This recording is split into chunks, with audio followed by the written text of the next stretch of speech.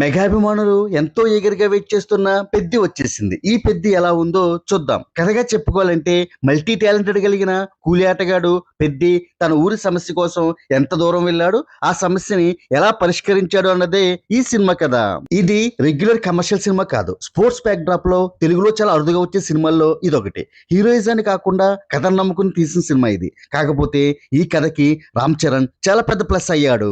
ఒక emotional sports డ్రామాకి కొన్ని commercial హంగులద్ది Ram Charan లాంటి స్టార్ హీరోని బాగానే ప్రజెంట్ చేయగలిగాడు డైరెక్టర్ బుచ్చిబాబు. ఫస్ట్ హాఫ్ అంతా పాత్రల పరిచయం, హీరోయిన్ తో లవ్ ట్రాక్, హీరోకి లక్ష్మి ఏర్పడడం వంటి అంశాలతో నడిపిన బుచ్చిబాబు అసలు కథంతా సెకండ్ హాఫ్ లో చెప్పాడు. Second half last half an hour మీద నమ్మకం పెట్టుకుని తీసిన సినిమా ఇది. ఆ నమ్మకానికి రామ్ చరణ్ పెర్ఫార్మెన్స్ తోడవడంతో ఒక ఫీల్ గుడ్ మూవీని చూసామని ఫీల్ కలిగించగలిగాడు డైరెక్టర్ బుచ్చిబాబు. రామ్ చరణ్ పెర్ఫార్మెన్స్ అయితే వేరే లెవెల్. పెర్ఫార్మెన్స్ పరంగా రామ్ చరణ్ ఇప్పటివరకు చేసిన క్యారెక్టర్స్ లో ది బెస్ట్ గా ఈ పెద్ది నిలుస్తుంది అనడంలో ఏమాత్రం సందేహం లేదు.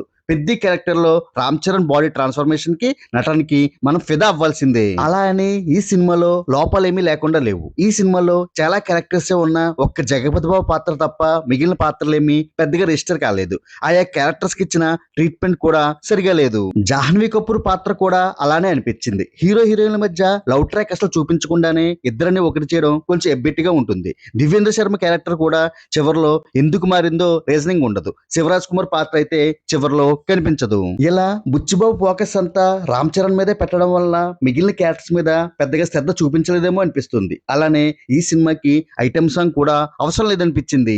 కానీ ఫస్ట్ హాఫ్ లో కథకి కొన్ని కమర్షియల్ అంశాలు జోడించిన సెకండ్ హాఫ్ లో మాత్రం కథ కట్టుబడి చాలా నిజాయితీగా తెరకెక్కించాడు దర్శకుడు బుచ్చిబాబు.